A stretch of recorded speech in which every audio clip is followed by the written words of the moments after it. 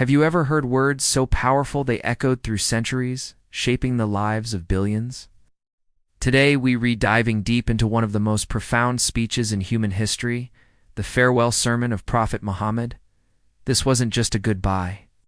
It was a timeless charter for humanity, a roadmap for a just and compassionate society, delivered on the 9th day of Dhul-Hijjah in the Urana Valley of Mount Arafat. This sermon laid down the core principles of Islam for all time. It's a message of unity, equality, and justice that is as relevant today as it was over 1400 years ago. So, let's journey back to that historic day and unpack the lasting legacy of these powerful words. The scene is breathtaking. Over 100,000 people gathered, a sea of humanity from all walks of life, all dressed in simple white garments, symbolizing their equality before God. Standing before them, on his camel, the prophet began his address. His first words set the tone for everything that followed. O people, lend me an attentive ear, for I know not whether after this year I shall ever be amongst you again. Therefore listen to what I am saying to you very carefully, and take these words to those who could not be present here today. Imagine the silence, the weight of that moment. Everyone knew this was special. This was the culmination of his life's mission. One of the most revolutionary themes of the sermon was radical equality.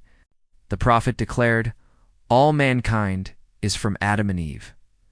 An Arab has no superiority over a non-Arab, nor does a non-Arab have any superiority over an Arab. A white has no superiority over a black, nor does a black have any superiority over a white, except by piety and good action." In a world rife with tribalism, racism, and social hierarchies, this was a groundbreaking statement. He wasn't just talking about tolerance. He was talking about true inherent equality. Your worth isn't determined by your race, your lineage, or your wealth, but by your character and your relationship with God. This principle shattered the prejudices of the time and laid the foundation for a global community, a brotherhood and sisterhood of believers, the Ummah. He then moved on to the sanctity of life, property, and honor. He said, "O people, just as you regard this month, this day, this city is sacred, so regard the life and property of every Muslim as a sacred trust." This established a fundamental human right to security. Your life is sacred. Your property is sacred. Your dignity is sacred. He warned against harming others, stressing that everyone would be accountable for their actions.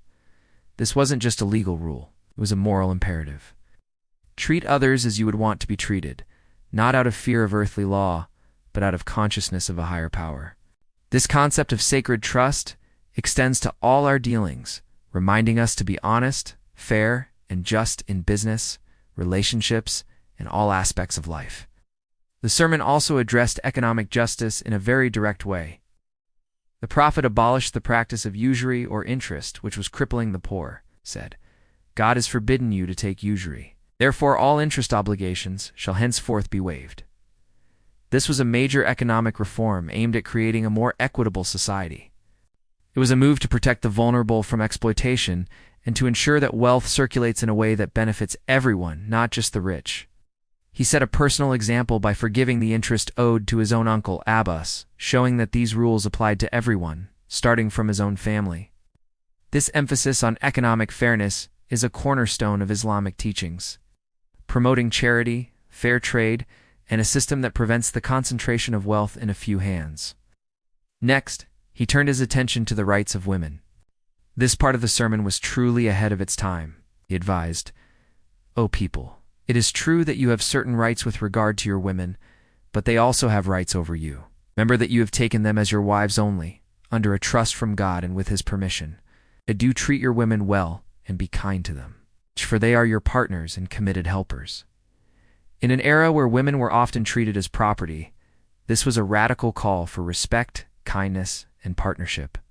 He reminded the men of their responsibility to provide for and protect their wives, not as masters, but as guardians and partners. This elevated the status of women, affirming their rights and their integral role in the family and society. It was a clear message that a healthy community is built on a foundation of mutual respect and compassion within the family unit. The theme of unity was woven throughout the entire sermon. The prophet was looking at a diverse crowd of people from different tribes and regions, and his message was clear. you are one. He warned them against falling back into the old ways of division and conflict after his death, urged them to hold fast to the teachings he was leaving behind. He said, "I leave behind me two things, the Quran and my example, the Sunnah, and if you follow these, you will never go astray." This was his final, crucial piece of advice. He provided a clear source of guidance to keep the community united and on the right path. The Quran, as the literal word of God, and his own life, as the practical application of its teachings, were to be their compass. This emphasis on sticking to the primary sources is what has preserved the core message of Islam through the centuries. Acting as an anchor against disunity and deviation, as the sermon neared its end, the Prophet asked the massive crowd, "O people, have I faithfully delivered unto you my message?" A powerful roar of "O God, yes," came from the thousands gathered. The Prophet then looked up to the heavens and said, "O God, bear witness." At that moment, a verse of the Quran was revealed. "This day I have perfected for you your religion and completed my favor upon you and have approved for you Islam as your religion." This verse signaled the completion of his prophetic mission. The message was delivered, the religion was perfected. The framework for a just and righteous life was now complete for all of humanity, for all time. Imagine the emotion of that moment, a mix of joy, relief, and the somber realization that his time with them was coming to an end. So what is the legacy of this farewell sermon? It's not just a historical document. It's a living, breathing guide. Its principles are universal. The call for racial equality resonates in our ongoing fight against racism and discrimination. The emphasis on economic justice challenges us to build fairer economic systems. The rights granted to women continue to inspire movements for gender equality. The sanctity of life and property is the very foundation of human rights law. And the call for unity is a powerful reminder in a world often torn apart by division. The farewell sermon is a final gift from the Prophet Muhammad to all of humanity. It's a powerful summary of his entire message. Worship one God, be just, be compassionate, and live as one united family. It's a blueprint for a better world, a world built on piety, not prejudice, on justice, not exploitation, on unity, not division. Whether you are a Muslim or not, these timeless words offer profound wisdom for living a moral, purposeful, and harmonious life. They challenge each of us to look at our own actions and to strive to be better, to be more just, more kind, and more united. Thank you for joining me on this journey back in time. The farewell sermon is a deep well of wisdom, and we've only scratched the surface today. I encourage you to read the full sermon for yourself and reflect on its powerful messages. If you found this video insightful, please give it a like, share it with others.